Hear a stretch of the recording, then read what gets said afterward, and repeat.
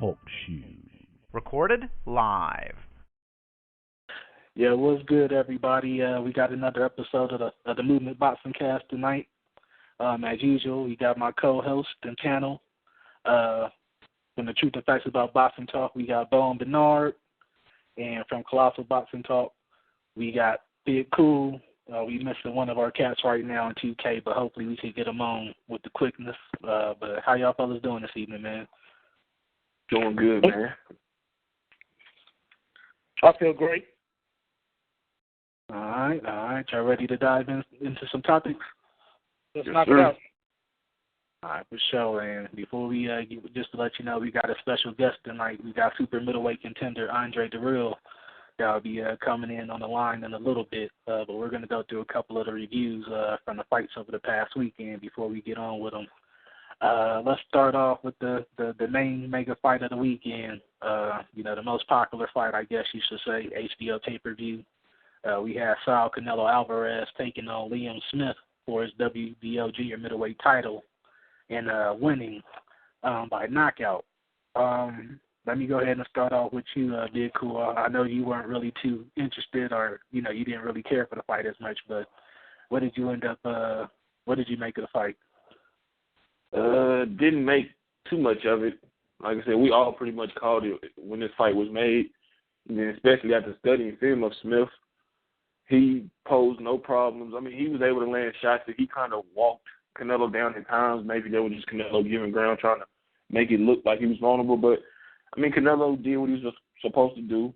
He beat the inferior guy. He knocked him out in the ninth round. I mean, pretty much, did what he was supposed to do. Unfortunately for him, he hurt it. I think he fractured his right thumb in the process of beating down Liam Beefy Smith, so he would not be fighting in December, which you can call it bull-ish if you want, even though he's probably legitimately injured.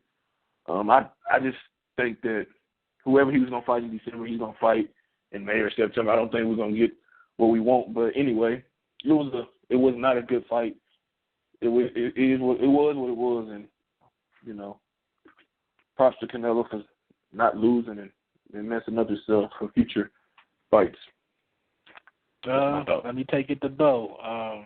What did you make of the fight, man? Canelo picking up another strap at junior middleweight. How do you feel about it? First off, it's good to be here with you fellas again another Wednesday. Glad that everybody's here in health. Pretty much this was. I really don't even know what to say about the fight. It was a fight nobody particularly cared to see. Only because. Listen, Canelo Alvarez, if you're trying to sell this man as a star, if you're trying to sell him as the face of boxing or the next, whatever you're trying to sell him as, you can't put him in fights against Floyd, Austin Trout, and Miguel Cotto, then put him in there with somebody as the likes of Smith for a title that everybody knows was once held by Demetrius Andrade. And you guys didn't fight him for that title, but you fought this guy. And if you're talking about leading up to a Gennady Golovkin fight, well, this is definitely a fight you shouldn't give me, because there's nothing about this fight that will make me think the next fight or going forward, I'm going to be seeing you and Gennady Golovkin. So I'm not going to say it was a useless fight or a senseless fight because it is still boxing. I'm a fan. But it was just a fight that probably the general public really did not care for, because the thing that's in demand for us is him and Gennady Golovkin. Now, somebody tried to compare this to, about when Floyd didn't fight Manny, but here's the thing. When Floyd didn't fight Manny, he fought Miguel Cotto. When Manny didn't fight Floyd, he fought Marquez. So they still fought marquee guys even though they didn't fight each other. So that's not what we're getting here, and that's the reason why this fight was just something that was probably really wasn't talked about like it should have been. But I mean, it was an okay fight. I mean, there's not much you can learn from Canelo Alvarez fighting this quality of an opponent. I give him props for fighting through his mess up his thumb. The body shot was a definite probably surprise by some people. But if you watch it, Canelo Alvarez has always been somewhat of a body puncher and a good one. I mean, he just looked it better like we thought he would against a guy that he was just outclassed. I mean, Smith came out, he tried his best, he did his best, taking nothing away from the man. But you definitely saw a difference in class between him and Canelo Alvarez. 179 rounds, the guy with 339 rounds, and the caliber of fighters he's been in with, Mosley, Floyd, Trout, Cotto, even Angulo and Lauder. I mean, it was a tough sell from Jump Street to me. Yeah, he definitely was impressive. He did his thing offensively, but he did take some, I won't say some stiff shots, but he got some punches, was on the receiving end of a lot of punches. You just got to think how he would fare against somebody like Gennady Golovkin. With that said, there are some things brought up in the post-fight about an offer being made to Triple G's team, stating that they would give him a fight stated for next September. And the terms of it were pretty much 8 figures and pay-per-view upside. But Nara, what do you think of that? Do you think it's a fair offer? There's been some talks that Triple G's team, wasn't there to respond and turn down the offer. What's your take on that, Bernard? My take on it is, why didn't we hear about this offer before the Canelo and Leon fight? Why are we not hearing about it afterward? After Canelo beats Leon Smith, all of a sudden, oh yeah, we made that offer. Where was this offer beforehand? And it's really, to me, it seems really convenient for Oscar to come out with that offer at this moment in time, and for Canelo to speak on it. I call it BS, because if you had made that offer, you should let it be known to the people.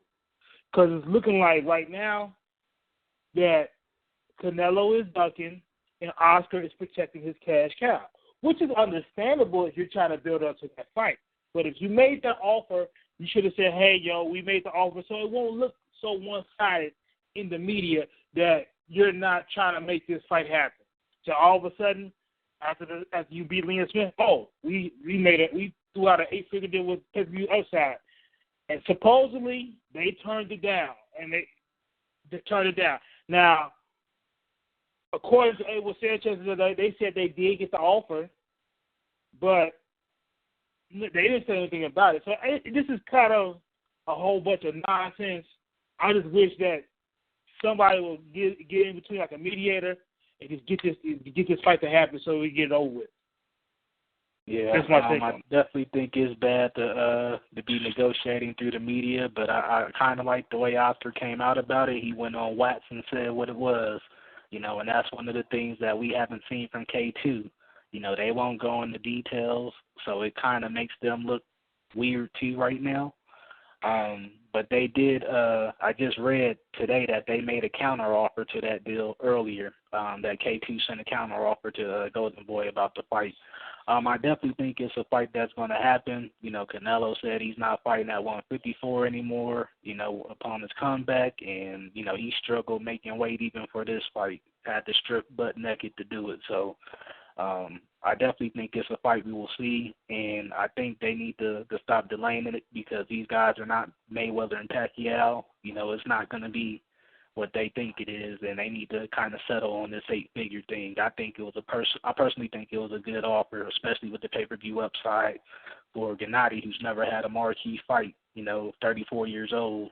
So, you got to think Canelo, he did it twice with Mayweather and Cotto, playing the B side and made even less money guaranteed, So you got to think Triple G needs to stop this diva shit and do it. Canelo's had to do it twice to get his marquee name. Cotto, I think it's something that Golovkin needs to do. With that said, let's dive into our next fight that happened over the weekend, which was something that should have been aired in the United States. A pretty good division right now, real deep. The cruiserweight division. We had Glowacki taking on Alexander Usyk in Poland for his WBO cruiserweight title. Let me start off with Big Coup on this one. What did you think of Usyk's performance in the fight? First off, let me admit that I was dead wrong on my prediction of Glowacki's 6-round KO. Get that out of the way. But Usyk's performance was excellent. A+ performance. For a guy, although he had a lot of amateur experience, but for a guy to be 9-0 to do that with the fellow countryman Vasil Lomachenko there supporting him. I mean, it was a terrific performance. He showed, speed, power, terrific foot movement. I mean, his jab was excellent. His body work. He was just a superior fighter from the moment the bell rung until the final bell. I figure and I feel that he's going to be the class of the cruiserweight division. Not saying he's not going to take an L, because if you continue, you constantly challenge yourself and fight the best guys, you're eventually going to come up short one way or another. But right now, I think he would and should be the favorite against pretty much any guy that's standing across from him. He's a special fighter, and say he want to unify the division and move up to heavyweight, which will be interesting. We talk about that at another time, but he got business to handle at cruiserweight. It was just a superb performance from opening bell to final bell. I mean, he showed everything for a guy that size that can move.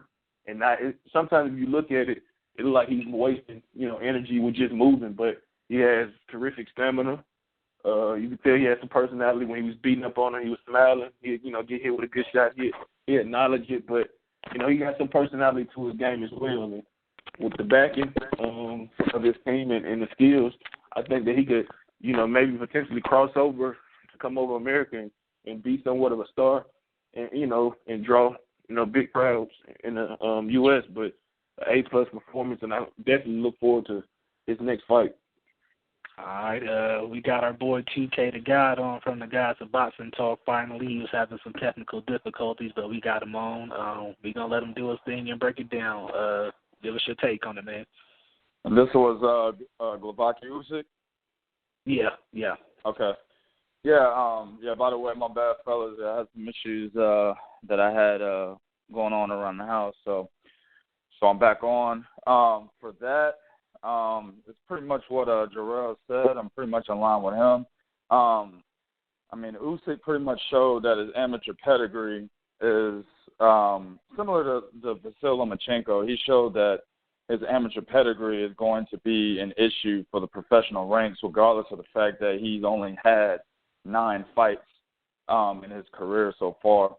And this pretty much speaks volumes of, the fact that a lot of the Eastern Europeans, they have a lot of the basics down when it comes to boxing. They have mastered a lot of the, how do I put it, the technical aspect of the game that is essential to being successful in the professional ranks. And, we can look at Vasil Lomachenko. We can look at Alexander Usyk. It's obvious that he's got that down. One tidbit that I was saying after the fight, he's become another fighter that had a decorated amateur career that's turned professional and become a champion with 10 or less fights. You got Guillermo Rigondeaux, Vasil Lomachenko. You got Bibuch Shumanov. You got Naoya Inoue. So, once again, it's just his amateur pedigree spoke volumes. There's really not too much to say, because what he did in that ring, he kept the jab out there. He kept his distance. He played the fact that Glowacki doesn't have any movement to his advantage. So he stayed. He used the entire ring. Glowacki was doing exactly what I said in the pre-fight video that I have on my channel. He only moves forward. He only moves backwards. He only moves forward. He only moves backwards. He couldn't cut the ring off. He's pretty much lacking on defensive fundamentals, so he couldn't block the jab. He couldn't block the straight. It was an excellent performance, man. He did exactly what he needed to do to win. All right, Bo, I know you got some interesting news. You pretty close with Uncle James, trainer for Usyk, James Bashir Ali. Tell us what you've heard in the time since the fight, as far as his plans coming up. What have you heard, and just give us the news on that, man. They want to fight Tony Bello. That's the new guy. That's the guy who just recently won the title. So they want to fight Tony Bello. Yep, they want to fight Tony Bello. They want to do maybe another unification. Then they're going to possibly be looking at moving up into heavyweight. So wow. That's what's on, wow, yeah, that's big right there. Yeah, that is big right there. Bo, how do you feel about his prospects of moving up to heavyweight? I know he still has a couple of fights left down in this division, but like, what do you see his prospects being as a heavyweight personally? Personally, at the heavyweight, he has. I can look at the second tier guys, and I can see him pretty much beating a lot of the second tier guys. Now, as you start moving up to maybe even some of the bigger guys or even the taller guys like the Tyson Fury and even the Deontay Wilders, he may have an issue there because the experience factor being at the heavyweight, the punching power, and those two guys I named are athletic. Even Anthony Joshua can probably give him a little bit, can give him a little bit of trouble. But we still have to realize he's got 10 fights, and we haven't really seen him in there with a big puncher, and we still got to figure out how will he react when he is hit, because those guys, they do hit hard and they hit big.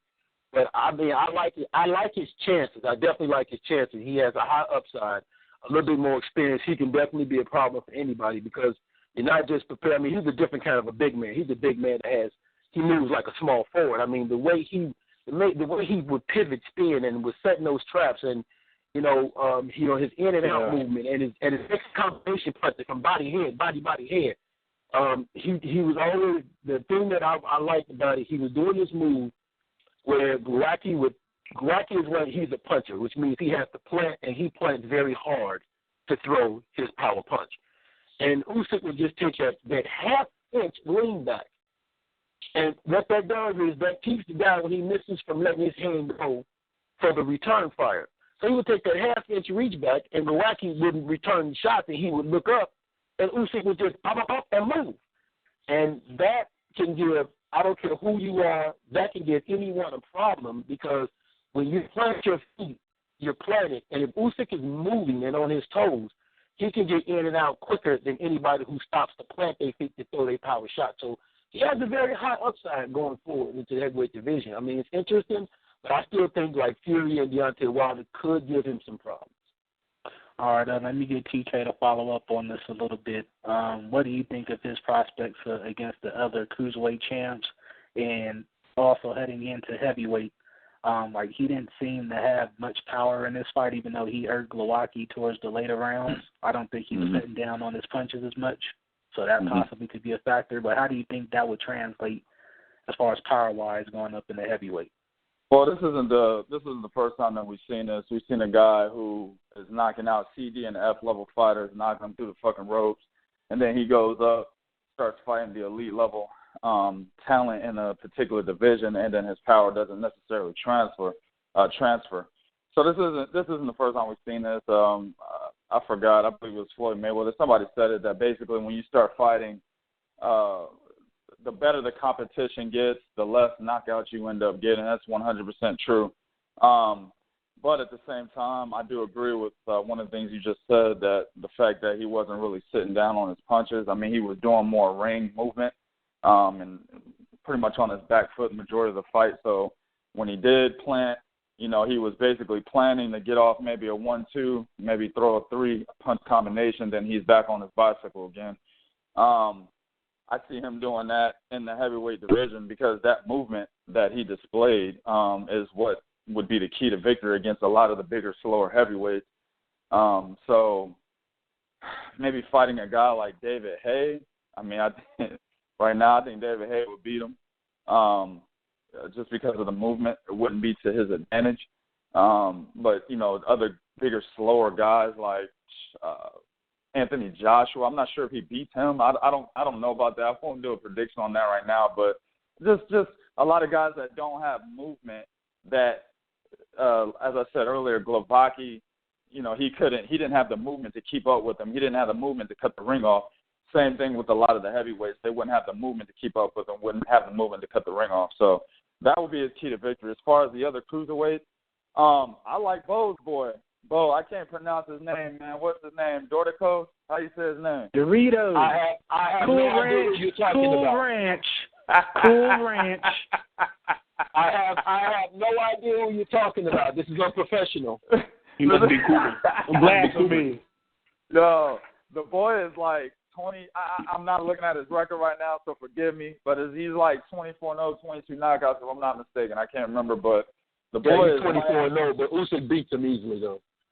Yeah, the boy is nice. I still want to see that fight. It's still a good fight for Usyk as far as fighting another guy in the top 10. If he can't get his hands on Gregory Drazoid or maybe a Tony Bellew, even the Bradis guy, the guy from Germany, I can't think of his first name, but you know, it's the opportunity to fight a top 10 guy, and then he's a different style than what Glowacki was. So there's a lot of fights to be made there, and it's only time will tell, man, where Usyk will end up. Yeah, I think he needs to fight, and the top guys in his division right now before we can really assess how he would do, because you can't go from Milwaukee to Wilder to Hay to it just doesn't make sense, and that's just disaster waiting to happen. So he need to be battle tested in his division, a la Marco Huck, Steve Cunningham before he moves up to heavyweight. Dennis Lebedev. Dennis Lebedev is like, he's waiting to lose. You know what I'm saying? Get him. He has a pretty tough matchup coming up against Murat Gassiev, Eddie Sanchez trained fighter. That was just ordered, and that's coming up next, so that's going to be an interesting one. I actually would love to see Usyk in there against Cool Ranch Dorticos, though. I wouldn't mind seeing that one at all. Up and coming Cuban fighter, very skilled, Cuban boxing school. So I definitely would love to see that one.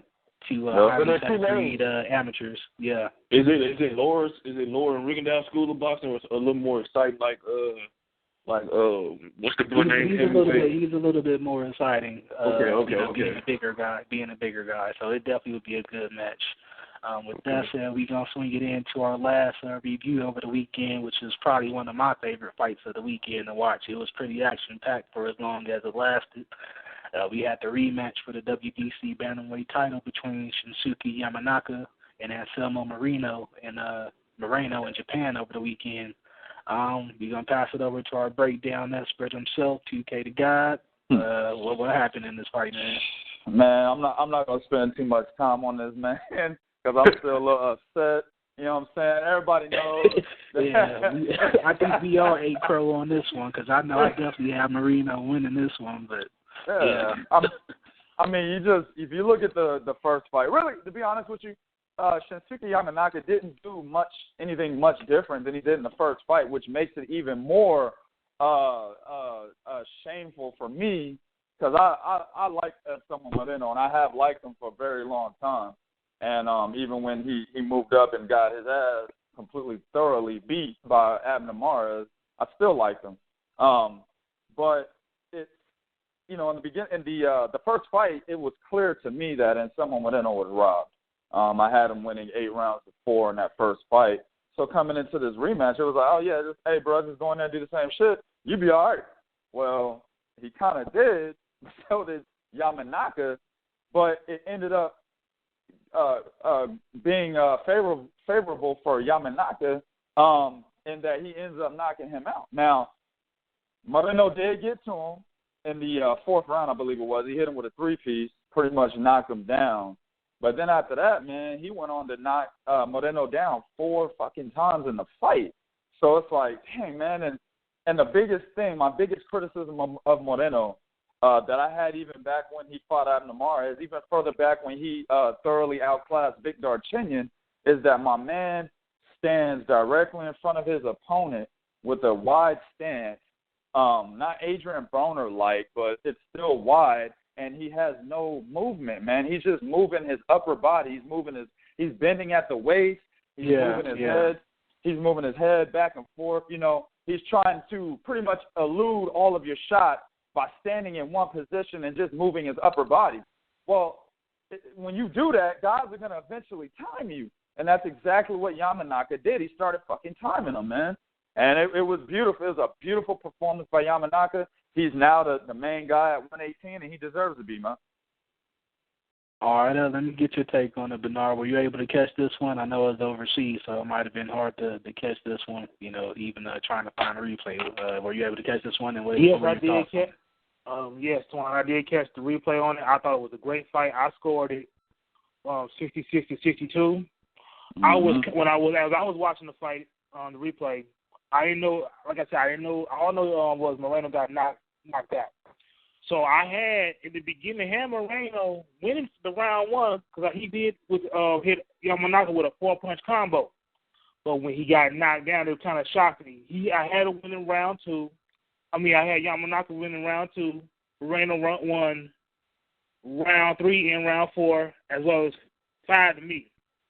But Moreno got knocked down within the 6 with a beautiful straight left from Yamanaka. I got to give him that. And then Yamanaka took it home in the 7th with 2 knockdowns. So I thought it was a great fight. Yamanaka did what he had to do. But I had an issue with Yamanaka. He has no head movement.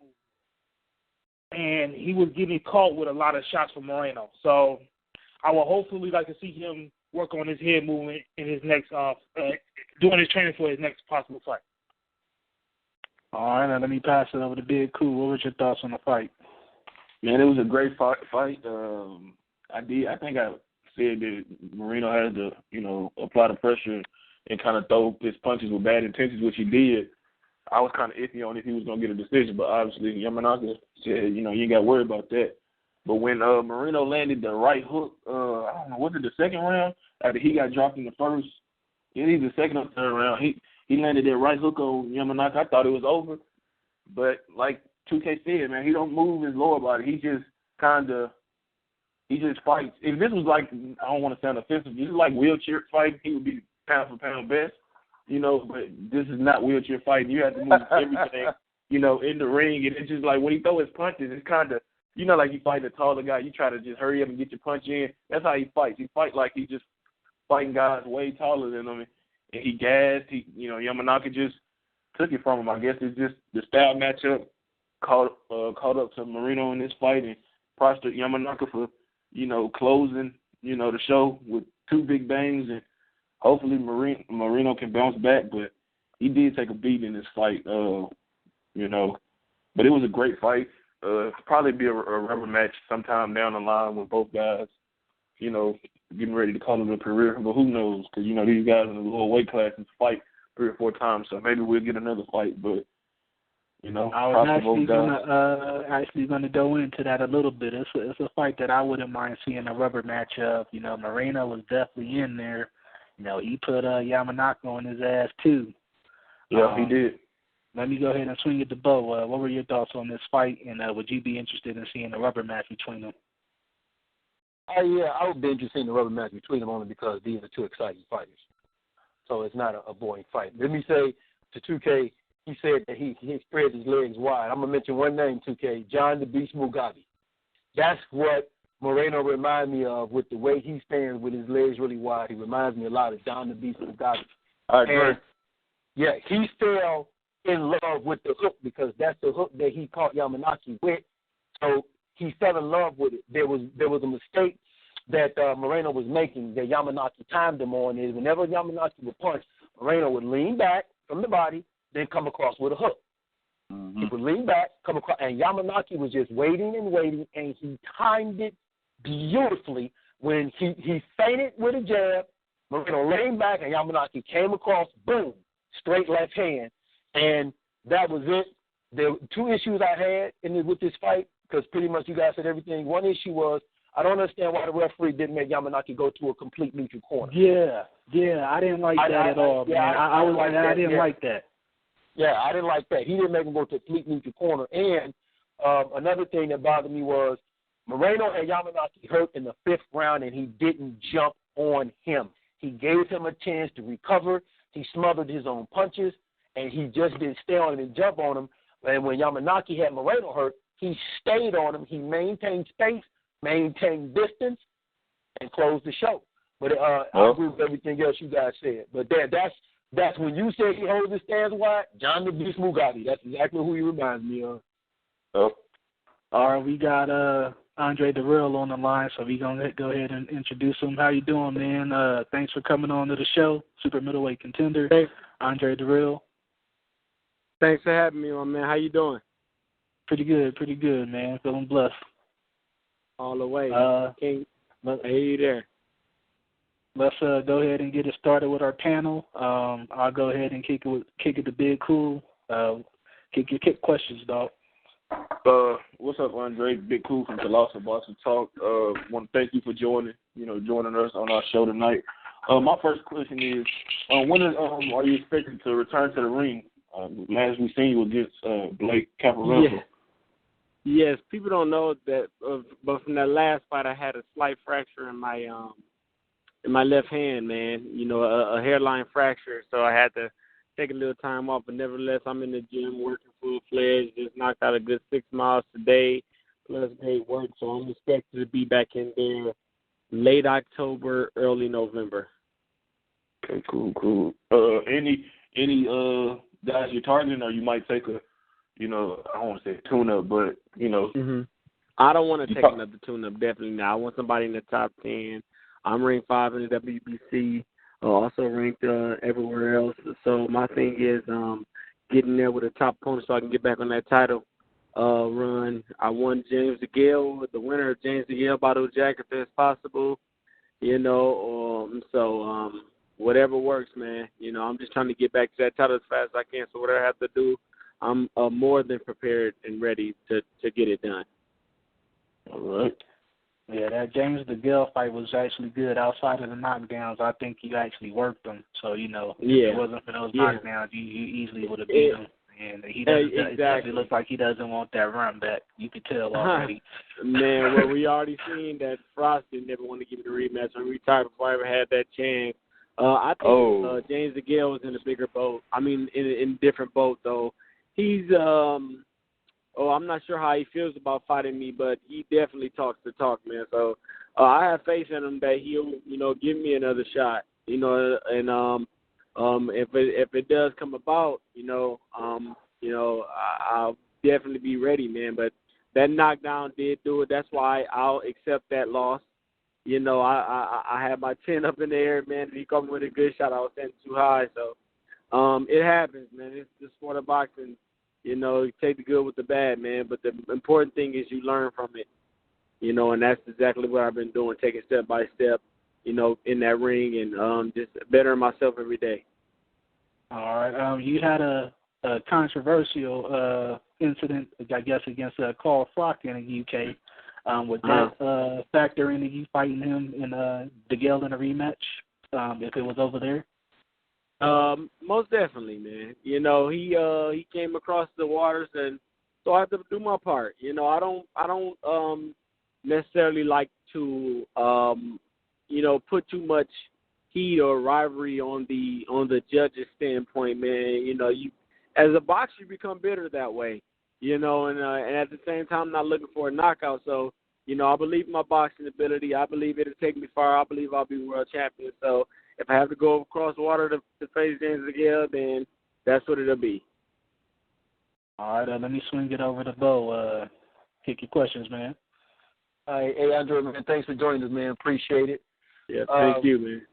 I got one question for you. I got family up there in Pontiac, Michigan. So my question to you is, are any other fighters helping you guys with the project you guys got going on with the water situation down there? Any other fighters reach out to kind of give you guys We're actually working with the WBC right now. Mauricio Suleiman, rest in peace, Jose Suleiman.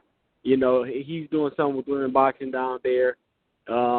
We have quite a few athletes on board as well. We're promoted in Detroit. We're putting on an event there October 1st. So as of right now, that's really big on our part, man. So we're just playing that role, but we're not done. I'm flying to Flint. I'm in Florida now. I'm flying to Flint on Monday and to prepare, and we're going to sit down with the WBC boxing team to see how we're going to orchestrate things. But we're looking forward to a big event for water there, man, because as everything does, it died down, but the situation still lingers. It is like it's went away because it died down. So the more we keep it in the limelight, the more we keep it in front of the cameras and the people's ears, the more to be done, man. It's very important for these kids. They say it's safe to drink the water, but those pipes are still in the ground, man. We definitely want something done, man. So we'll see how much help we'll really have this coming week. You know, I'm actually looking forward to it. Okay. All My right, other question is, I got one more question. Just one more. I mean, after that loss to Kyle Frost, man, what was your mindset? Because you know, I mean, that's kind of tough to swallow as a fighter. Yeah, what was your mindset? It was tough to swallow, man. I literally, I guess someone posted the video of my fight with Froch on Facebook not too long ago. I don't really be on social networks like that. If you see me on social networks, then I post and I leave, and I post and I leave, especially on Facebook. But the fight was lingering, I'd say about 6 months ago. Everybody got to calling me, hitting me up like, man, you whoop Froch, you whoop Froch. So to this day, man, I never stop hearing it. But I have that saying, I maintain faith, and I believe that I'll be world champion, man, whether it's with Froch in the ring or with another champion out there, because I believe in fighting the champion for the belt, you know. And if I get a vacated one, then I'll want to fight a former champion or a champion to defend it, you know. So my thing is, you know, it just is really important that, you know, I'm on top of the game. And so whatever that takes, man. Froch, like I said, he dodged a bullet. He has to live with that, not me. You know, he can't put that fight on TV. He can't show that fight to his family and friends, and not without badgering me to make himself look good. You know, and I don't have a grudge against him, but we all know what it is. We all know what it was, you know, and it will remain that to the end of time, man. So, you know, big up to Froch, you know, congratulations on retirement. I'm sure you have a successful life from here. You know, I'm just looking to dominate the sport from this point on. All right. So sorry for interrupting you, but I just wanted to say thank you for that question, man. Keep enlightened awareness on the situation. Mm-hmm. You know, we got a lot of different things happening, so I thank you for that question. Also, to the WBC, you see these organizations ain't all about corruption as we think. You know, they do some good as well. So big up to the Suleimans and the WBC on that. We got a question from one of our chat guests, actually. It's actually a pretty interesting one, being that you fought Gennady Golovkin in the amateurs, and, you know, there's been talk from his trainer about Abel Sanchez saying he'll fight anybody from 154 to 168. Gennady made that move to your town. Would you be willing to take that fight against him? Most definitely, man. You know, that's a very my eyes are set on a championship right now. So my thing is, give me the belt, and I'll defend it against Gennady Golovkin. We're 1-1 in the amateurs. I believe I won both those fights, though. We're 1-1 nevertheless. You know, yeah. Like if he comes to 68, then I'm definitely all for it, man. That's a great fight, you know, and I believe I definitely have what it takes to definitely stop this so-called reign that he has going on right now, man. So. I get that championship belt. That's where my eyes are set right now. Then I'll more than happily fight Gennady Golovkin. All right, let me swing it over to one of our other panelists, 2K. What you got, man? Mm-hmm. It was good, Andre, man. It's 2K the God from the Gods of Boxing Talk, boss. My man. Yeah, I want to appreciate you for being on, man. Dog. I've been talking about you for a long time, man. My wife, man, she used to watch y'all on TV, man, and she'd be like, "Look, who's that one cat? Them two cats that look the same. What are they?" I was like, "Man, that's Andre and Anthony, man. They're gonna be world champs." You know what I'm saying? My man. But yeah, man, a lot of the panel pretty much took my questions, man. I want to say for the record, man, I see your record as 26-1 with 16 knockouts. I don't have you losing to Carl Froch for nothing. You know what I'm saying? I watched that fight plenty of times, man. That was a clear-cut victory for me. Picking you in that fight, boss. But I'm looking at 168, man.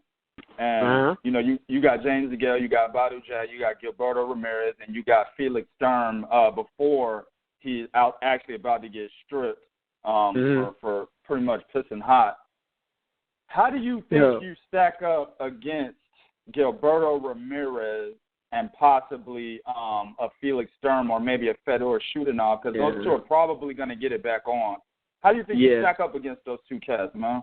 I didn't get a chance. I've seen some highlights of Ramirez. He's the one that beat Abraham, right? Yes, sir.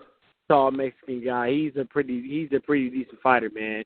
You know, but at 68, I honestly and wholeheartedly believe I'm the man at this weight.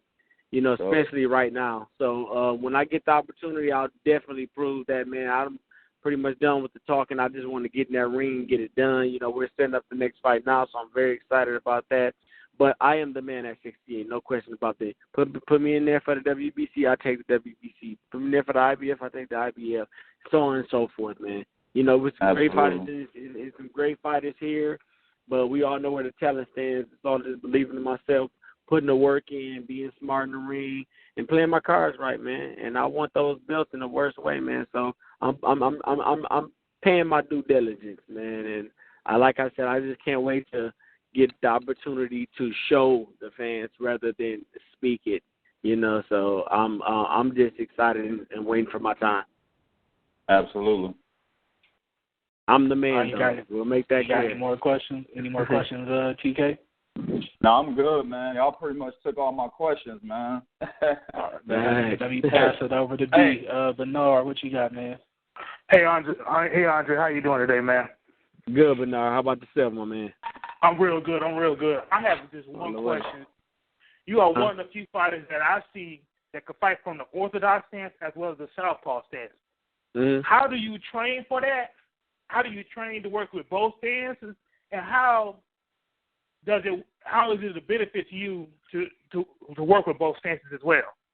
That's my question. Honestly, I was on the bag for like 25 minutes today, and the first 20 I was southpaw. I wasn't actually working on my southpaw stance a lot, but nevertheless, I don't take away that repertoire. I love to switch up, you know, and I believe now at this point that switching up for nothing it can do me more harm than good, you know, because if everything's working from my natural stance with the southpaw, then by all means don't take away what's working. Don't fix what's broken. You know, what ain't broke. You know, I just stay prepared. I stay prepared nevertheless. You know, I actually lost where I was going with that. You know, because on the flip side, when I switch up, there we go. When I switch up, usually it's just to keep their brains going. You know, it's a mind game in that ring. That's something I've learned recently. You know, it's a mind game. So if I switch up, that's just to take them off of anything they figured out from the previous stance. You know, and I'm pretty strong for my right hand stance as well. Some say that my jab looks better for my right hand stance than my left. You know, because I just work with it so frequently, so it comes seamlessly, you know. But it's just something I grew up doing, man, and I just never let go of. Okay. I have another question, Juan. Okay. Andre, I know during the Super 6, there was a potential fight for you and Andre Ward to fight, but due to your injury that you suffered against Arthur Abraham. Now, the question was this. Once you get done with 168, is there a possible chance that you will move up to 175 and hopefully we'll get to see that fight against you and Andre Ward? Man, I was actually hoping to one day move up sooner than later. I actually believe I have my titles a lot sooner. You know, but do the same thing Andre Ward did, get the titles, and then once you're done, go on up.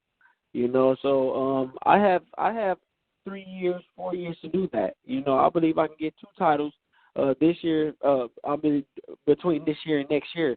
So I get the fighters I want. I fight the fighters I need to fight, which is more important, you know, knocking down and stopping this division. Then more than happily, I would love to go. Me and Andre Ward would be an excellent fight for the fans. I love to see it. Andre Ward still love to make it happen. So, you know, I mean, that's something I'm looking forward to as well. Yes, that's one of my goals actually. Okay. I got one more question. Okay. Andre, this is Big Cool again. Speaking of Andre, I know you and him, I don't know how your relationship is now, but I think y'all are good friends. What are your thoughts on his fight with Sergey? And I'm pretty sure you favor him, but how do you see the fight? Do you see it as a 50-50, 51-49, 60-40 fight? Ward's a technician, man. You know, he's not as seamless as Floyd, but he's 100% keen on taking away a fighter's strong points, man. He aced that, you know, and he has his own style, and he knows how to flow in that ring, man. Like I recently told him, he's like, well, he really is like water in that ring. He can switch it up. He knows how to fight on the inside. He knows how to box. He knows how to get rough. You know, he does what it takes, man. So this will be the same case, you know. It's not going to be a blowout. I see it definitely being 70-30, you know, easy. You know, if I can even go up a few more notches, 75-25. You know, he's smart, man. He knows how to use his feet. So I see him putting on a great show for us, man, and wildness once again. Hey, I got one more question, Andre. Yeah, and after you, Bo, I got one more as well. Okay. Yeah. This is both from Truth and Facts About Boxing. I got to ask this, man, and I know you get this a lot. You and your brother, man, who's the better fighter, man? I don't get that as long as you think no more. You know, when it comes to boxing, I mean, we all know I have that talent. He knows that. You know, when it comes to boxing, man. And when we sit here talk about toughness, you know, physically, Anthony is he's a stronger puncher. You know what I'm saying? He has tremendous heart. He gets in that ring, he puts it up, gives it his all. You know, so I don't really classify us in that kind of in as far as boxing goes, because he has his own style and I have mine, and they're two totally different styles, honestly. He can box when he needs to, though, you know, but I just like to say that he has more dog than me, you know. So, yeah, you know, Anthony is definitely, they don't call him dog for nothing, man. He's always been like that his whole life, man, and I've always been the other guy, you know, just the nice guy walking around, you know, doing what I got to do, man. So that's just how it goes, man. But we're both, you know, A-plus fighters, though, my book. Yeah. All right, and Andre, it's 2K to God again, man. So Bernard had pretty much put this out there, and it had me thinking about this, man. You were diagnosed with a brain injury against Arthur Abraham. Is there anything? Is that becoming a situation to where, or something that could possibly stint your career going further, or is it completely out of the window? We don't have to worry about that ever having to be a problem with you in your career. I'll just say, by his stripes, I am healed. You know, I'm highly favored. You know, but as far as I'm concerned, nothing is wrong with me, man. I'm definitely ready to go in there, 110% mentally, physically, and wherever you want to classify it, you know. So let's just, you know, we're all in hopes here that, you know, everything is good, and I plan on giving you guys the next 3-4 years the best years of my life, man. Word, I appreciate that. Definitely. All right. I got a question for you. You mentioned how you've been waiting your turn to get another shot, you know, working your way through the ranks and, you know, going through that process again. How does it make you feel being a contender when you see somebody like Usyk, you know, who wasn't really doing anything for a couple of years, you know, get these back-to-back title shots and then, you know, come up dirty for a PED in his most recent one? Like, how does that make you feel? Man, you know, I'm not one to really. I don't put myself out there due to other circumstances. You know, I look at it and I see it and I'm like, that's unfair. You know, but it's not something I do alone. I just say it is what it is. I have 4 years left, 3 good years. You know what I'm saying? 4 years left in this game that I want to be in here. You know, so I'm just gonna base it off that, man. I just keep working, focusing on what I need to do. Know how I'm going to work, how I'm going to look in the ring, you know, and that's that, man. If I constantly dwell on what's not fair and what should be and what shouldn't, you know, then I'll lose my focus, man. That's the most important thing to me right now, is being focused. I'm at the right boat age of 33, man. That's the new 23 in my book, you know. Yes, sir. So I'm going to take it. I'm going to take it as a win, and I have this positive mindset. I'm going to just work from there, man. Good luck to Butte, whatever you're going to do with the rest of his career, and anybody else in this sport. But like I said before, that all boils down to the question I told you before when you asked me where do I stack up. I believe I'm the man. All I have to do is prove it. You know, the words are there. All I have to do is prove it, man. So, and when I get my shot, you guys will see, like, damn, this is an Andre we've been waiting for, and I'm excited to bring him to y'all, man. All right, and Basically the follow up on something we asked earlier. If you couldn't get a title fight right away, there's once this Gates got a lot of nice fighters right now. And you got the George Groves, Arthur Abraham, ex-champ. Of course, your brother Jesse Hart and Caleb Smith in the UK. What do you feel? Which fight do you feel you need to put you in that title contention spot? Whichever one I mean, it really doesn't matter. All of those names you're giving me, aside from my brother, then I'll step in the ring with, man. Whatever it takes. If they're in my way, then by all means, I plan on knocking them down, man. I'm just taking my steps as they come, man, one step at a time, and I'll get there, God willing, and I'll complete my mission, So whoever, I literally mean that in a literal sense. Whoever that's in my way, I'm ready to step in front of them to make sure they're out my way. All right, and just another question to follow up on that. Having your brother in the same division, is this something you two talked about, or used to dream about? Having world titles in the same division, simultaneously. We actually never even talked about that. It just is what it is. He's 68, I'm 68. We're not going up yet, So it's kind of sucks to say it, but sometimes he's in my way, and vice versa. But it's just nothing we can do about it. You just have to take the alternate route. I want to step on his toes. He don't want to step on mine. But I'm in it for the title, especially right now, man. Quite tempted, but we ain't gonna make that fight happen. I just want to get to that title, man. Hey, Andre, y'all don't need to do that, brother. We don't need no domestic violence, dude. Right, yeah. You read about all in the papers, man.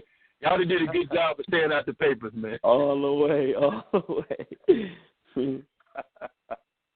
All right, fellas, you got any more questions? Nah, man, I think we done held them long enough, man. I just want to say thank you for taking time out of your busy schedule to join us on tonight's show, and we wish you the best going forward with the rest of your career. Look forward to seeing you, back in the ring soon. Yeah, definitely. I appreciate y'all so much, man. Thank y'all. And Andre, if you want to go ahead and drop any details, about your event coming up, definitely do that, man, so we can get it out there. It's an important event, so go ahead and drop that for us. I definitely will. All right, you have a good one, champ. You too.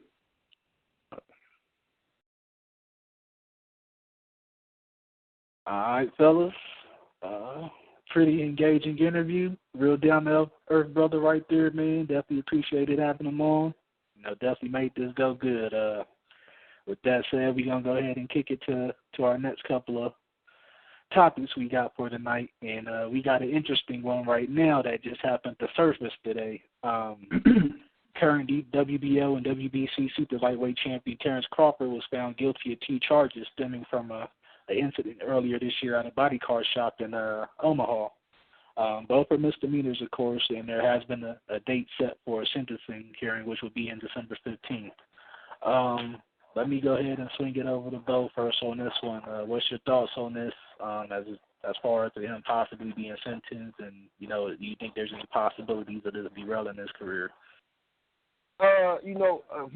Man, this is kind of a hard one. Here's the thing that I found interesting when I was going through all the documents I can find. Crawford contacted the police and told them about this incident, and the police told him the only way to get your vehicle back is you have to pay the full amount that you owe. Okay? So with that being said, it's a tough position. There's a video out floating around to show the whole incident and what happened. The owner claimed, he felt intimidated, and it was some other guys with him and everything of that nature. The only thing that I can definitely comment on is, now he was found guilty for damage of property and disorderly conduct. And let me explain to people about the property situations. I used to work as an auto mechanic in the shop. The thing with the lift is you have 2 kinds. You have the one with the button, you have the one with the lever. And the one with the lever, you do have to put in the position to raise the thing up, and then you have to put it in the off position. If that thing is handled right or done right, he is right. The motor will continue to run and run and run until it finally breaks. Now, my only issue with it is you can also hear that motor going. So how come the owner probably didn't go back and turn it off? Because they showed the video where he was pushing his car out. How come he didn't go back and turn it off? And that thing has to run a very long time before that motor blows and it goes like that. So, I mean, it's a situation where to be cooler should prevail. You're only talking $1,310. So I kind of understand. Crawford feels like the guy didn't do what he was supposed to do, and he wasn't going to pay for it. But in a situation like this, if you're only talking $1,300, man, listen, pay that and take the guy to court saying, hey, I had to pay for some service that's not done. Or he should have just went to court with that from Jump Street instead of this whole incident, going the way it went. But, like I said, the other two charges he was found now guilty of, and I think that's very important to take a look at because one is trespassing and one is theft. It's theft of service. So they threw those two out, and the only ones he was found guilty of was damage of property and disorderly conduct. Now, Crawford, they showed him celebrating that after what you call he still has a sentence to go. But going forward, this is I'm not gonna say a bad look, but when you are a fighter and especially when you're an African American fighter, you don't really want to start off with this kind of stuff starting to come out about you because it has a domino effect, and people can really start coming down on them about that. All right, let me go ahead and swing it over to Bernard. What are your thoughts on this and as far as what happened to his career? I was looking earlier that, it's a misdemeanor, so, I think most likely he won't get sentenced. But, in the state of Nebraska, he could face between 3 to 6 months, for both of these charges combined. So let me get your thoughts on that, Bernard.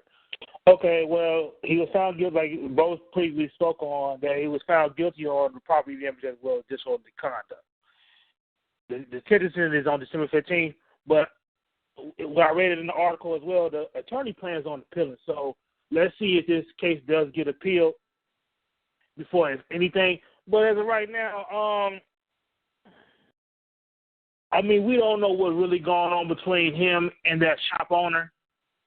All we know is what we saw in the video. Apparently, for Terence Crawford to do something like this, apparently he was unhappy with the service. So do I think he could have handled it a little bit differently? Of course, that's what you got lawyers for. So he could have sued the shop or whatever he possibly could have done to get his money back and possibly as well get his vehicle back as well. With being as a champion, he does have to think a little bit. He has to be more mature about how he handles certain situations like this from going on forth. So right now, I hope he doesn't get any jail time, but the worst case scenario will be jail. But if not, something like this, he possibly could get probation, I believe. I could see. That's just my thoughts and my opinions on this situation. But let's see if he could get that appeal from his attorney, and hopefully it could get an upside on his end as well. All right, and let me swing it over to the Big Cool. What's your thoughts on this and, Terence Crawford's prospects moving forward and getting beyond this, this incident? Man, I just think that he made a mistake, something that should never, ever happen again. He's going to have to carry himself as a champion and as a mature adult. Don't get himself mixed up in situations that could potentially lead to bigger problems. He may get off with a slap of the wrist. Even if he got 3 to 6 months, that's better than what he could have, it could have been. I just think that he just has to mature and has to remain, level-headed and humble and just do the right thing, man. You got the money, pay for whatever it is that you got done to your car and move on. There's no need to try to bully your way or try to use your celebrity to get over on people because people work hard, in their work life just like you work hard in yours. So be respectful and mindful of other people. Stay on the right path, man, and just focus on, becoming a better fighter, a better person, and just, maybe you have to move from Omaha and go to a change of scenery if it's going to be a problem like this in the future. Distance yourself from trouble or trouble will find you. So that's my thoughts on it, man. Just get this behind you and move on and focus on your career. Yeah, I definitely got to agree with what Bo said earlier. Being an African American, you definitely got to be careful of these kind of things, especially with a celebrity. He seems to be having stardom written all over him. The celebrity is growing, and you don't need things like this to deter you from that. You got a lot of greatness ahead of you. You see one other boxer that has all the talent in the world, and he seems to take it for granted. And we've seen some of the situations he's been in, and Adrian Broner. So I definitely don't want to see Terence Crawford going down that route. And hopefully this is just a one-off incident for him. We're going to go ahead and swing it into our next topic. With that said, Juan Francisco Estrada, ex-flyweight champion who just dropped his belt recently, has decided he's going to debut at the super flyweight division on October 8th against Raymond Tabagan of the Philippines. Let me get your thoughts on this, 2K. You real good with these lower weight classes and know a lot of these guys. And what do you think about this matchup between the four of them? Well, I mean, Tabagan just got knocked out by a fighter by the last name of Tite. So I mean, it should be a pretty easy fight for Juan Francisco Estrada. We all know exactly what he's doing. My man dropped the belt at 112, so he can come up to 115 and take on that Roman Gonzalez rematch. I mean, even when the Kazuto Ioka fight was ordered by the WBA, it was clear that he was trying to get to Roman Gonzalez. That was his mission. So when Roman moved up and beat Cuadras, he moved up, dropped that WBA belt, moved up, and said, "I'm going where you go, boss." Kind of like what Shannon Briggs told Vladimir Klitschko. I do what you do, champ. I eat what you eat. You know what I'm saying? So this is the same shit. The only difference is Francisco Estrada has actually already fought the champ. You know what I mean? So this should be a easy fight if the weight is if he gets acclimated to the weight well, which he probably will because it's only a 3-pound difference. So I see him getting this guy out of there, and I'm looking forward to seeing what happens after that. I don't want Roman to give him an immediate rematch because there's other guys at that division that I like to see Roman against. I actually want to see a Roman Gonzalez Carlos Cuadras rematch more than anything else right now. And then you got Naoya and Noya, a fight that I've been waiting on for a very long time. So Estrada need to get his ass in line to be able to get that Roman Gonzalez rematch. But nevertheless, it's still something to look forward to. All right, let me swing it over to Bo. What are your thoughts about him moving up in weight? And do you think he's worthy of title contention or getting his rematch with Chocolatito right now? No, not right now. I agree with everything 2K said.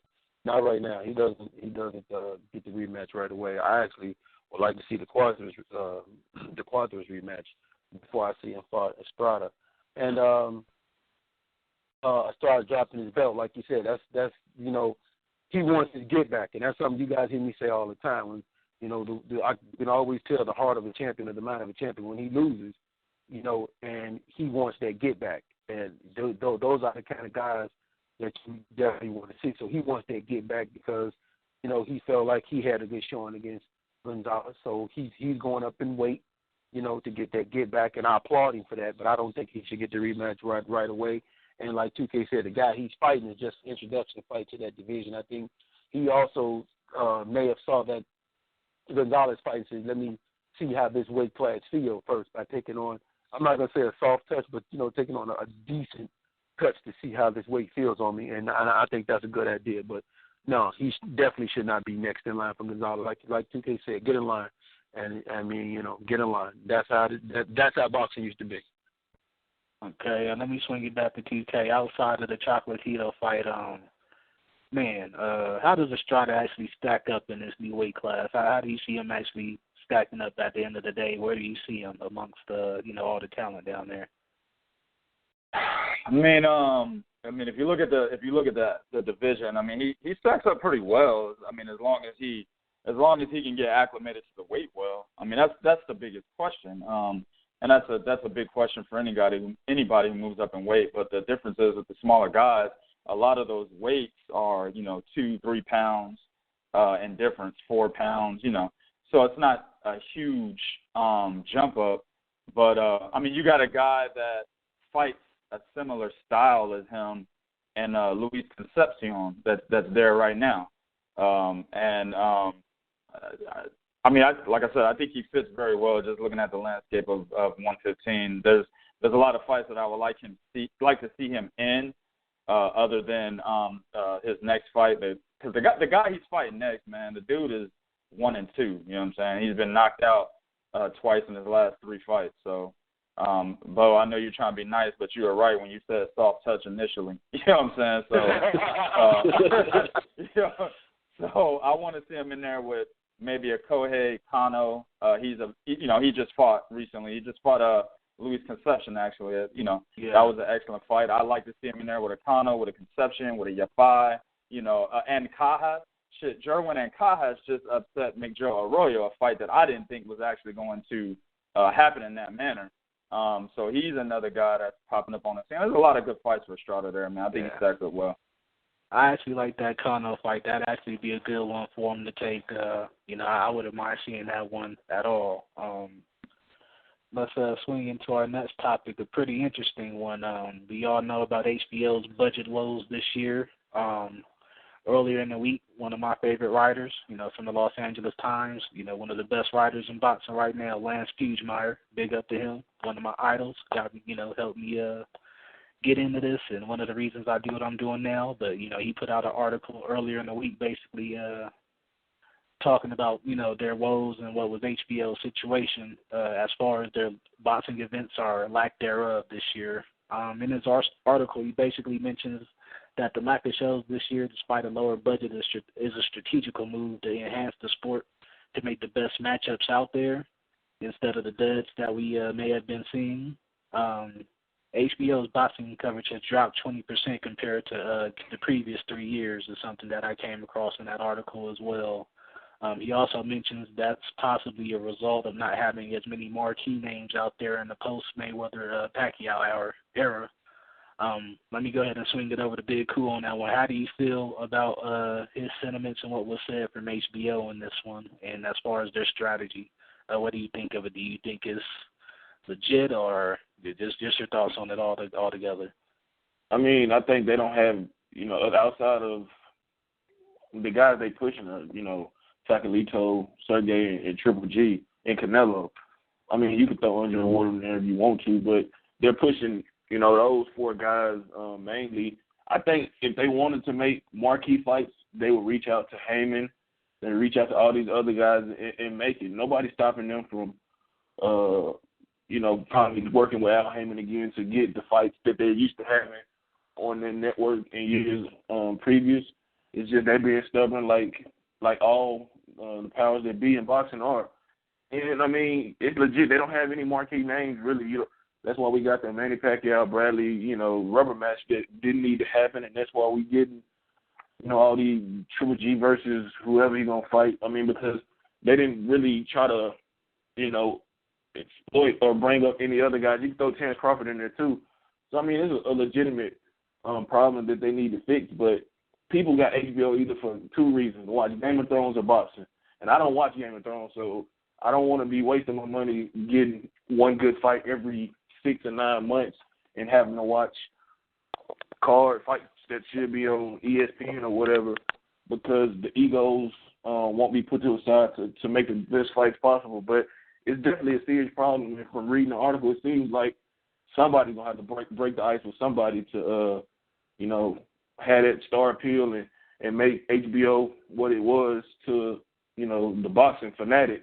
If not, you're going to keep seeing a decline in fights, and eventually they just going to have a couple big fights a year and kind of fade to the back. So, I mean, hopefully they can put ego to the side, develop more, quality fighters, or give more fighters platforms instead of just going a traditional route, the heavyweight, the super middleweight, and give these guys at the lower weight classes some more opportunity, because there's a lot of great talent in boxing.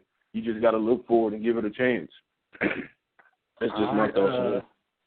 D. Gnarly, let me get your thoughts on this, man. What's your take on HBO's strategy? Do you think it would be effective as far as killing this cross-promotional stuff that still seems to be an issue in boxing? I think it's a great strategy because it puts pressure on the number 1 promoter on that channel, which is top-ranked Bob M. So with that being said, if you notice, since HBO has made this move, the ratings, since the HBO is doing this, ratings have gone down for 10%.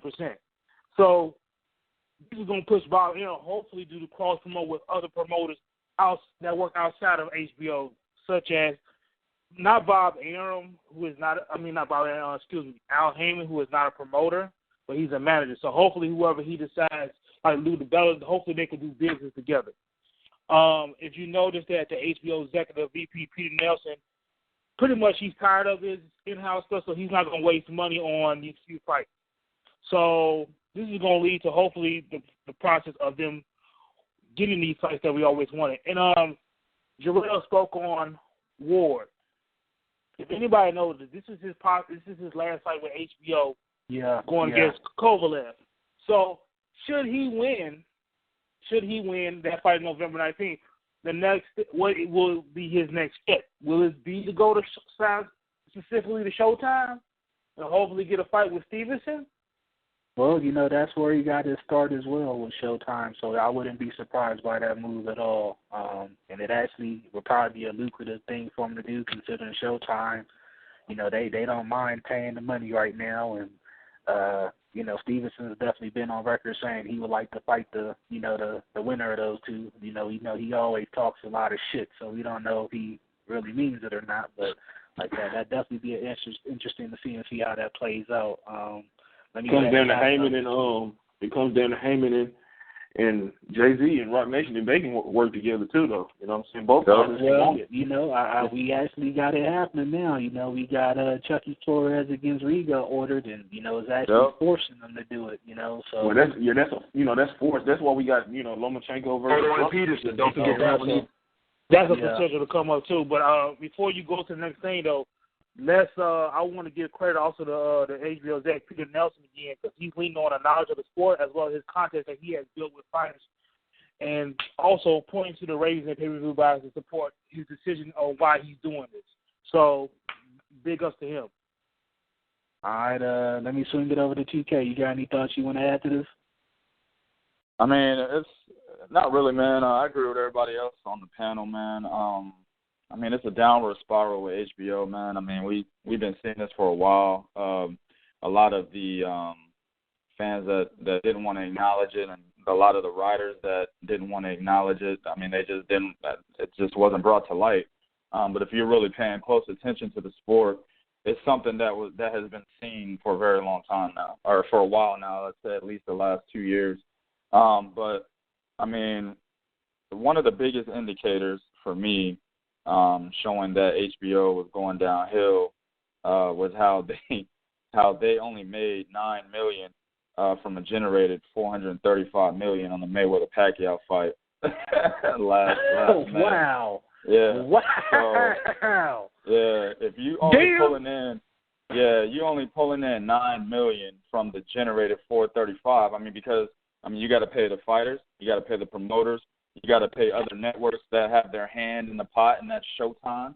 And then speaking of Showtime, Showtime's been kicking their ass for like the last 2 years. So, like I said, man, it's something that we've been seeing. We just haven't put it to light. Yeah, and that's why we're here, the movement. You know what I'm saying? Giving y'all the truth and the facts. You know what I'm saying? Let me go ahead and swing at the bow. I know you got some good stuff that you've been looking up on this one, and you can go into some details, man.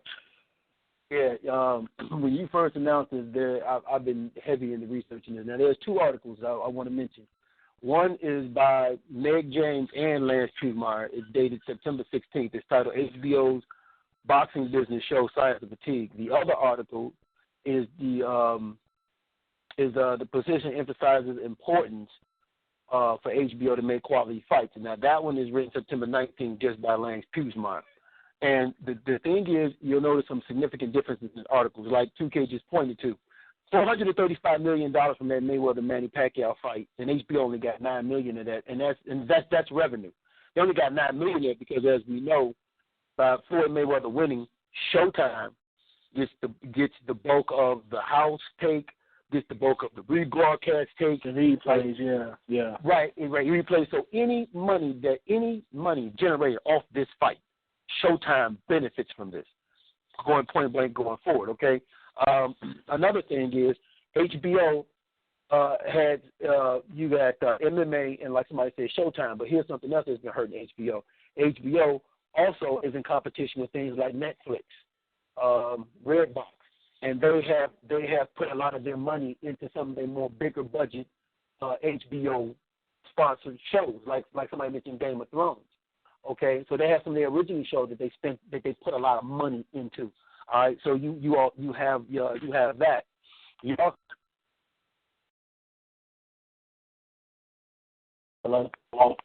hello, you still there, Bo? Hopefully we didn't lose him. Let me see. You still there, Bo? We talked about this one. Sometimes it's never had a people doing that. The only time they got into it was forward, and they made their money at low as kind of heavily into the chip deal. I'm gonna take everybody back to when. Hold on, let me see if we can get in contact with them. Because it was a huge shift. And they feel that because they like the way it's going. So they're also saying that it hurt because of they hadn't seen much too late. Here's where when I thought that, I said, here's the difference. And I know everybody was saying these things can agree. Showbox has always been a show that I've always watched on Showtime. Because Showbox kind of reminds me of the ESPN Friday Night Fights. On Showbox, I've never seen. We have some technical difficulties with Bo right now with his phone. I guess we're gonna try and go into our next topic and come back to him when he comes back on. We actually have had some interesting things occur today, Bo. I'm sorry. Hello. Yeah, your phone was breaking up for a second, man. Oh man, my bad. Yeah, okay, you might have to go through that again. What I'm saying is that Showtime had a thing called Showbox.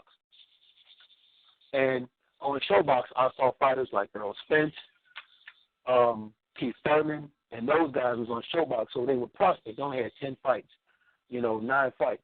So they were building their stars on Showbox, on Showtime, just like with FS1, with PBC, and Spike TV with PBC. They have the prospects that they build. HBO don't have a setup like that going on for them. So their main focus is marquee talent. And the problem is a lot of the marquee talent that they have, okay, they're older. Marquez, who is slowing down. Cotto, who is slowing down. Pacquiao, who is slowing down. So they're not putting a lot of money behind. Like Lomachenko doesn't have a fight date set up for him right now. Crawford don't have a fight date set up for him right now. Okay? Canelo was, he fight on pay-per-view, but he's supposed to be fighting on Showtime his next fight, but he hurt his hand. So you have a lot of things that wasn't done properly over at HBO to prepare them for this, to get them in this position that you have going on with PBC, that you have going on with Showtime. And one of the really, really big things that I believe is hurting HBO is outside of the budget cut, where their stock also dropped. HBO depends on a lot of their money coming from a lot of the cable networks stations, where Showtime is with Viacom. Viacom and CBS, they get revenue from having commercials showing on their product. Yeah. So, you know what I'm saying? So this was foreseeable. Like you said, if you've been following boxing, this was definitely foreseeable. It could have been avoided. But they didn't prepare properly as to where PBC and Showtime, they were properly prepared. Now you have Porter, you have Thurman, you have Jacobs, you have Quillen. I mean, numerous amounts of stars, even up-and-coming stars now. They got Wilder. They got Anthony Joshua, more exciting fighters. And like somebody mentioned, Andre Ward. You got $3 million that went out for Dominique Wade versus 3G. How can you justify paying $3 million for Dominique Wade and 3G, but only tell me Lomachenko and Lomachenko and Walters only worth $1 million? So there are quality fights that can be made. Okay, so there are quality fights that can be made. It's just what's been happening is the handling of it was bad. So that's why I sympathize with them a little bit, because anything that can possibly hurt boxing or end boxing, I'm not for that at all. I don't care if I like it or don't like it. I don't want nothing to stop this sport. But they have to do a better job of building their prospects, like Showtime has done, like PBC has done. That's what turns into marquee players. When you don't prepare for your marquee players to age and leave, and you have the problem that you have. All right, Bo. So let me get your quick take on this one. A quick question. Do you think this move, as presented in the article by Pugmire, is just HBO posturing? I know they're set to do their budgets for the next year, upcoming year, soon, and they'll do their boxing budget coming up shortly. So, do you think this is just posturing from them, and do you think we'll see any improvement from HBO, in light of this? I think it's a little bit of both. I think it's posturing, and I also think it's them trying to make some better moves to improve. And the reason why I say it is because I think it's posturing as far as them trying to tell us the reason why they've cut back on having so many fights is because of no marquee names, and us only wanting to put on quality fights. Because I just named there were 2 quality fights I just named: Rigo and Lomachenko, Walter Lomachenko. Also, a quality fight that could have been made with Stevens and David Lemieux. That was a quality fight that could have been made. They didn't make that fight. And there was Victor Postol and Terence Crawford. It should have been on regular television. That probably could have helped them out. But that was forced to be on pay-per-view. So I think it's a little bit of posturing for them saying, only want to give you quality fights. Because if by quality fights you mean you still having to go through Bob Arum, that means they're going to have to change their model and work without aim, whether they like it or not. They're going to have to look to work with everybody, whether they like it or not. But I also think it's a good thing because at least they know what the problem is. They recognize the problem. They're not lying to us or themselves about what the problem is. So going forward, they can say, hey, listen, we have to reach out. We need people to reach out. If you're not reaching out, we don't want you in this office. So it's a little bit of both. Yeah, it definitely sounds good that they're trying to get the quality matchups, but I agree with something you said. They had quality matchups there that they didn't take advantage of and, push that other budget money to the crap like Triple G and Dominic Wade, which was completely unnecessary, to have. Like, that was just a horrible fight that they invested in, I think. With that said, you did mention something as well about the Canelo date for December 10th. With his injury, that's an open date right now for HBO, and it's looking like we may see Gennady Golovkin against Daniel Jacobs become a reality. What do you guys think about that fight? I'll go ahead and start with 2K to God on this one. You already know how I feel about that, man. I mean, I got Rutherford Jacobs. Exactly. Daniel Eugene Rutherford Jacobs. Y'all already know what's up. Y'all watch the channel. Y'all already know what's up. You know what I'm saying? I don't believe if you don't pay Daniel Jacobs $10 trillion, he's not fighting Triple G, bro. That's what he's looking for. My man is looking for 2 retirement payments, 3 retirement payments. Then he'll fight Triple G. You know what I'm saying? This dude is bullshitting y'all, man. Real talk, man. Him and Billy Ho. They're not fighting Triple G, man. They're not fighting this dude. Man. Hold on. 2K, let me add on to that. But he's looking for some star power to go with it as well. So I'm just giving you I mean, this is my thing. This is my thing, okay? All the greats, they had their numbers called. We all know this, right? Mayweather had his number called when he had to fight Diego Corrales. He also had his number called again when he had to fight Oscar De La Hoya. Oscar De La Hoya had his number called when he had to fight Tito Trinidad. I could keep fucking going, okay? Daniel Jacobs had his number called last year, okay? And he specifically told us with Barbershop Conversations, shout out to him, he specifically told us, he said, I want money, basically. I'm paraphrasing. And then he also went as far as to say, I'm second in the division. Golovkin is the number 1 guy, I'm number 2, and I want money. Any guy that admits to that on camera, he's not fighting that guy, man. He's not. Now, if he gets in the ring with him and proves me wrong, shit, more power to him, and I hope that I hope that he does prove me wrong for the sport of boxing. We need shit like this for the sport of boxing. But just this ongoing trend, man, with dudes, that fighter's too boring, or he doesn't bring a certain type of revenue, or my team, we need $16 million. All that bullshit, dog. I looked through all of that. I don't see him trying to fight Triple G anytime soon, dude. All right, let me go ahead and pass it over to Big Cool on this one, man. What do you see happening? Do you see this fight I know the WBA mandated it. Do you see this actually happening? Man, 2K said that motherfucker, the greats get their number called. Well, Dan Jacobs, he changed his number when they told him Triple G was about to call. So, I mean, will the fight happen, man? Will the fight happen? I mean, if he want to keep the title, I guess it's gonna happen. But even if it did happen, he don't got enough for Triple G unless he get him early. He's explosive and powerful. If you don't get him in the first 2 or 3 rounds, and I mean, he might as well just whatever he gonna do. Watching this fight with Pierre, it'll just end like that. He got dropped by he got dropped by Moore. I mean, he got dropped by Moore. So if he gets dropped by Moore, I don't care what he did in the rematch. He gonna get silenced by Triple G, man. And I like David Jacobs. I wouldn't mind. Like I said, I'm not biased. I don't have a dog in the fight, but I wouldn't mind. Jacobs winning or at least putting up a competitive fight. But I just don't see it. I don't see nobody in the middleweight division doing that. And, I mean, I don't know why the fight got to be made anyway. I mean, it ain't like ain't like none of us up here saying, "Oh, that Triple G Jacobs fight, we definitely need to see that." No, we're not saying that. That's just like Kell Brook to me. I mean, he's just bigger than Brook. I don't want to see that, man. But maybe probably gonna get it. Al gonna break him off some good money, I guess, to get his scary ass in the ring with him and go from there, man. No disrespect when I say scary, but you know what I mean, man. He ain't really. I'm just like, man, we definitely need this fight. The middleweight division does it, at least. I won't say we. I say the middleweight division. The way they all, sucker ducking. Sucker ducking. Check your nuts, fellas. Check your goddamn nuts. It's prize fighting. Yes, man. Just check your nuts. Your division needs this fight to happen. Let me go ahead and pass it over to. Let me pass it over to Bernard on this one, since Bo. I don't know what the situation with his phone is right now. Metro PCS. Hey, Jacobs, come out and play. All I'm saying is this.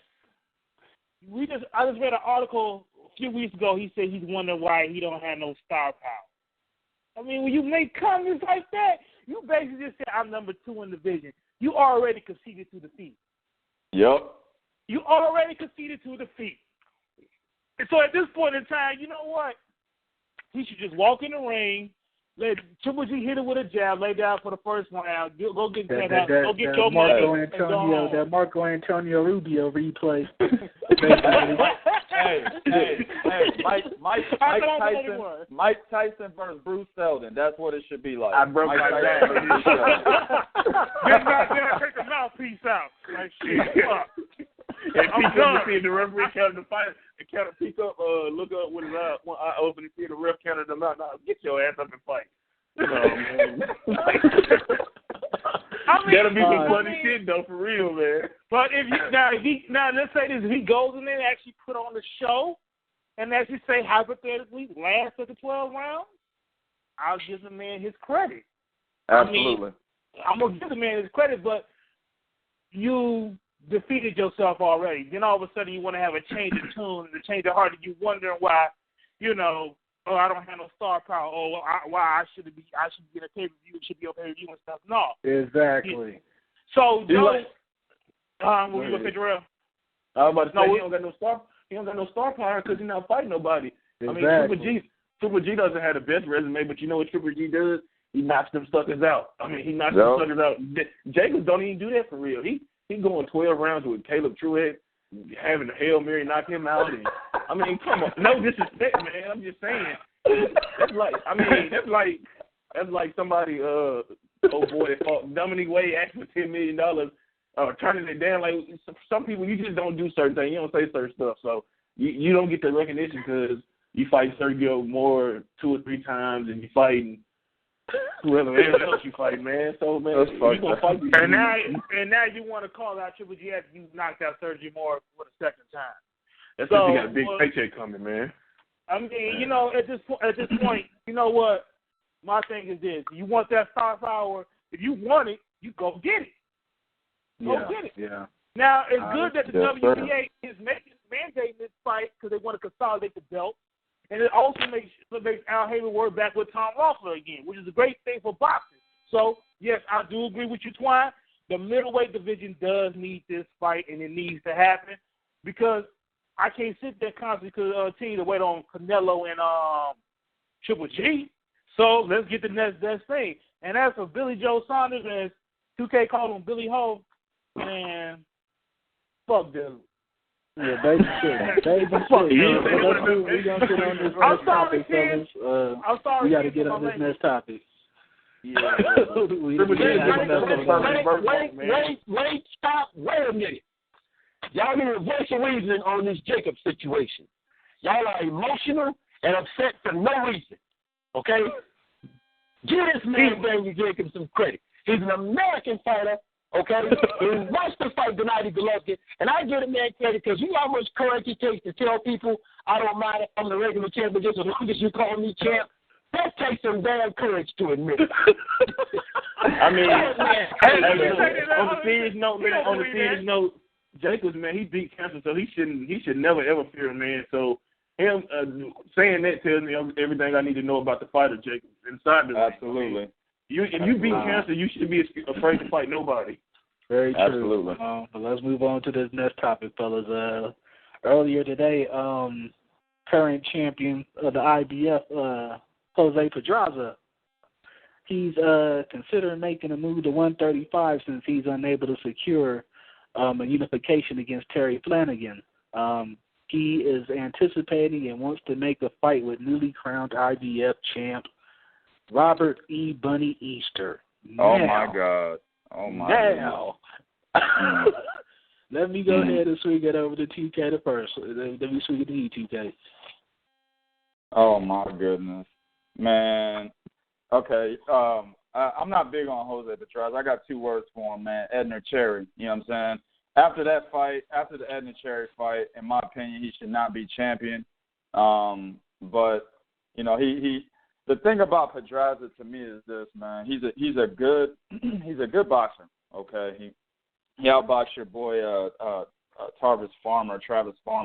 That's his name, right? Tevin Farmer. Tevin Farmer, yeah, my bad. Tevin Farmer, the cat with the eye. You know what I'm saying? He outboxed the shit out of him. You know what I'm saying? But the problem with him is he cannot fight on his back foot very well, but he finds himself backing up all the fucking time. I'm looking at him fight. I'm like, dude, you can't fight on your back foot, so why are you backing up towards the ropes? And that's exactly how fighters like Stephen Smith, Liam Smith's brother, he had success against him in that fight. That's how Edner Cherry had success against him in that fight, a fight that I thought Edner Cherry actually won. You know, he doesn't have the IQ to me. He has the skill, but he doesn't have the IQ to supplement the skill and to do the right things at the right time in the ring.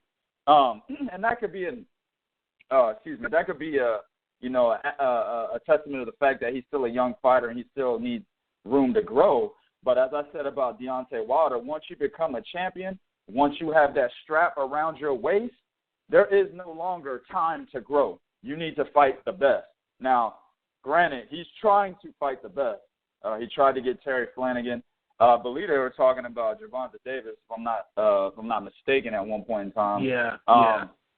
And then now he's talking about going to 135, where to me, in my opinion, there are a lot more killers at 135 than there are at 130. And he's going up there to try to fight the bigger Robert Easter Jr. Hey, more power to him. He's doing what I said a champion needs to do, but at the same time, my man, he's gonna have to. I don't know how you increase your IQ other than getting in the ring. I mean, my man need to go read some books or some shit, but he needs to do something about his IQ level so he can supplement his skills the proper way in the ring. Right now, he gets the shit beat out of him by Robert Easter, man. All right, let me go ahead and swing it to Bo. I'm going to let him get his word in, and we're going to swing over into our predictions for the week, fellas. Bo, what's your thoughts of him trying to go after Bunny Easter right now? He want a quick payday by getting his ass whooped. Yep. I'm glad that's the best way he want to. He thinks Robert Easter Jr. is the new champion, so he needs to pick it. And he's going to find out totally different because, like 2K said, there's some killers at 135, and whether you like Robert Easter or not. Like, I don't see Pedraza being the same threat that Comey was. And if you want to call Comey a threat, but his ring IQ is nowhere near enough for me to sit there and say that he beats Easter. So, like I said, he wants a quick payday by getting his ass whooping. I don't care what book he can read. He can get Rosetta Stone. He ain't get that ring IQ ain't never. What? What? Clown. Sorry. All right, fellas, let's get into some of our predictions and breakdowns of the fights coming up this weekend. We got Donnie Nietes making his flyweight debut against Edgar Sosa. I think he's making his debut at flyweight at the right time, considering Estrada and Chocolatito had just moved up in weight. So it's perfect timing for him to come into the division. Let me swing it to our breakdown guy at the lower classes. 2K, what's good with it, man? Okay, what was the guy again? I'm sorry, I didn't hear it. Edgar Sosa. Edgar Sosa. Okay, first of all, Donnie Nietes is obviously one of the best fighters at that division right now. He was at 108, and it looks like to me he's moving up to 112. So he was definitely one of the best fighters there. Edgar Sosa, he's a guy that eventually, man, he's a little old right now. Actually, in my opinion, I think he should have retired after he got knocked out by Roman Gonzalez. I think he should have retired after that. But nevertheless, he came back and he got a unanimous decision against Orlando Garcia Guerrero. So he's 37 years old. He's a big time veteran. I just don't see him doing anything to a guy that is as good, as slick, as technically sound as a Donnie Nietes. Donnie Nietes has an excellent overhand right, man. I mean, I've seen this dude step in. It's not a straight right and it's not a hook. It's in between that. It's an overhand right. He throws that shit right over your guard, man. He's knocked out so many people with that punch alone. Other technical things, I've seen him step in, from an angle and throw an uppercut right on the inside and made a dude do a flip on the ground and shit. Like he fell on his back and then rolled over. I mean, this dude is nice, man. Donnie is nice. Yeah, he's real nice. I don't see him. Yeah, I don't see Edgar Sosa doing anything for him, man. I think it's again the same situation as the other fighter that we mentioned earlier. Estrada moving up in weight, taking on a guy. It's a guy that's would be a good fight to get him acclimated to the weight. Same thing with Donnie Nietes, only this guy has a much better pedigree as a professional. All right, let me ask you one more question on this one, 2K, before we get on to the next fight. With that said, what do you think his prospects at that division period right now? Like, there's a couple of good cats out there from the fight right now between, Kazuto Ioka, possibly Yu Shimei, China. What do you think his prospects at this new weight class will be? Do you see him, strapping up, in that weight class? Man, look, we did a prediction video on the, I believe it was the Roman Gonzalez Carlos Cuadras fight a little while back. And at the same time, I talked a little bit about Donnie Nietes. I believe it was the same video. I can't remember. But we were talking about seeing Donnie Nietes possibly against Roman Gonzalez. You know what I'm saying? Roman Gonzalez moved up to 115. But if he had stayed there, man, I think he was good enough to actually give Roman Gonzalez some trouble. So now that Roman is not there anymore, yeah, I think he beats a lot of those guys. I mean, you got Brian Valoria. I mean, you got John Rio Casimiro, who we just saw fight. You got Kazuto Ioka. He just won his belt. Yeah, he did. Kazuto Ioka. Estrada's leaving. He's not there no more. You got what's the guy's name? Juan Carlos Revico. I mean, I think yeah, he stacks up very well. I think it's a division that he can actually take over definitely with the absence of Estrada and Roman Gonzalez. All right. And we got another big fight happening this weekend. It's actually going to be a unification between lightweight champions. We got Anthony Crolla, who's the WBA lightweight title holder from the UK, and we got Jorge Linares from Venezuela, I believe, who's the WBC diamond belt holder, going after a unification class this weekend.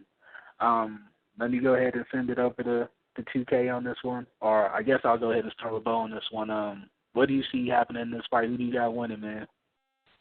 Crolla and Linares, yeah. Man, look. All right, people going to look at Crolla and some people going to pick Crolla.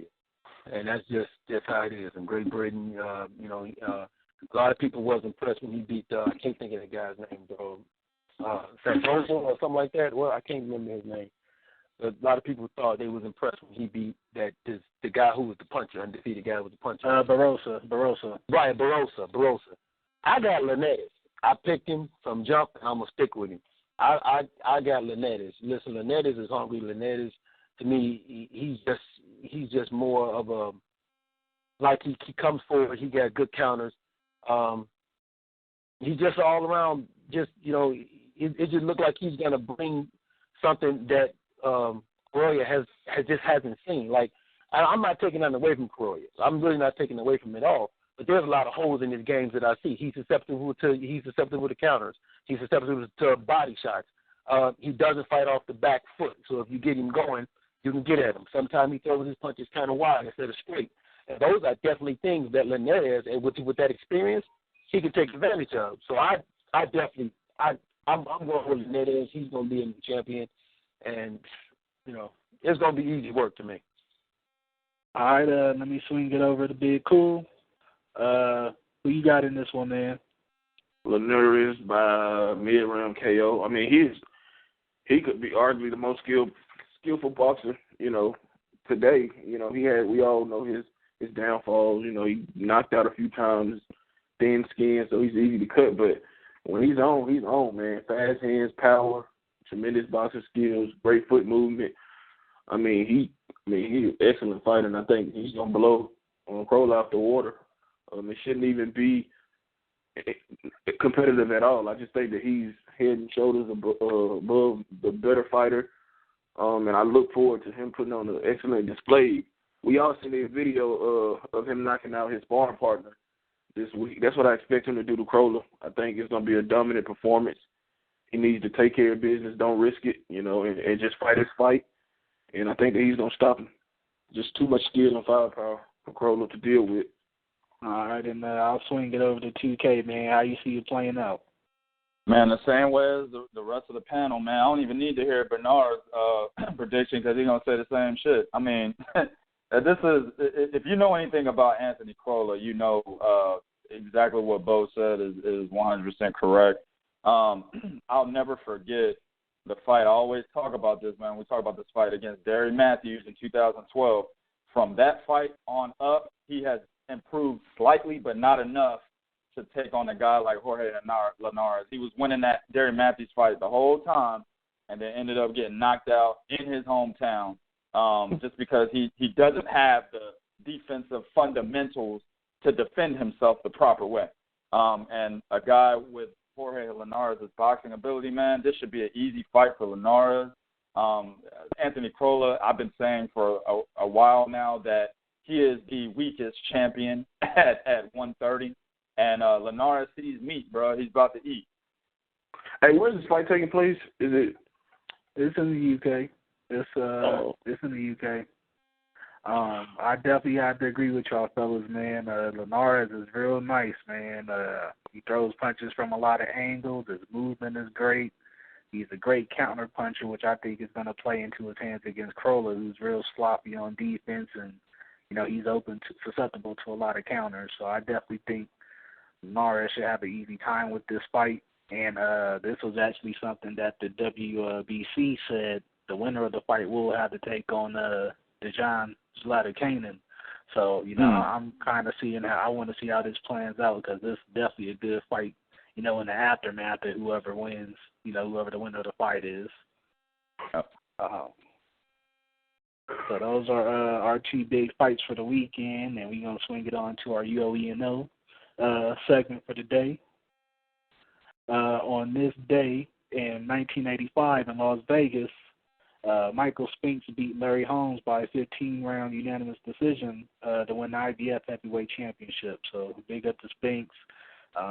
Historical day, and one of the last days of the 15-rounders actually. So that was a great fight. Spinks coming from a lower weight class to win the heavyweight title as well, so that was a big accomplishment. Let me go ahead and swing it over to B for our final blow segment of the today. B, go ahead and take it, man. Yo, parental discretion is advised. So I'm going to get to the point. I'm talking about double standards when it comes to the programming of boxing on television. My take on this is basically you dealing with these forums on YouTube as well as Facebook as well as Twitter. You have a lot of people that shitting on PBC. But if you were a fan of boxing, you wouldn't mind watching boxing no matter what channel it is on or no matter what language it is in. So let's speak on PBC. PBC had one of its highest ratings on Bounce TV with over 1 million views. Am I correct, Bo, or am I wrong? That's right. Bo. That's true. Bo, okay, yes. But nobody ever speaks on top rank in True TV. Does anybody know what's going on with that? Currently, well, let me hear. Currently, apparently, it's a possible chance that it has been canceled. So Top Rank is not on True TV. As we already know, for all those that don't know, Golden Boy has been streaming their fights through Ring TV. So if you're a fan of boxing, don't shit on boxing in general. Support all boxing on all platforms. I'm not shitting on Top Rank being on True TV or let alone being canceled. Let's support all boxing shows. Because you can get that stigma when you try to talk to a casual fan where they only go for certain fighters or they throw out this term, well, boxing is dead. No, it's not. There's a lot of great fights, as you can see, that we just explained what this podcast was our previous podcast. So with that being said, do your research, take your time to watch boxing on all these channels and all these platforms. You might just end up liking possibly a new prospect or a new fighter that you never even seen. That happened with me when I started to watch Laura on Showtime. So that's just an example of what I feel. And with that being said, I'm passing it back to you, Juan. All right, and I definitely want to piggyback off of that, man. Like, we've tried to get we spoke on this actually in previous weeks as far as some of the fights that need to be televised here in the States. Some of the, like the Inuis and, this Yamanaka and then Anselmo Moreno rematch. These are fights that would have been highly entertaining and enjoyable for people to watch here in the States. So I'm thinking, that's something where the networks need to come in and, they need to do their homework as well. We just missed a great cruiserweight fight over the weekend that wasn't televised in the States. That's something that HBO easily could have picked up, for the cheap.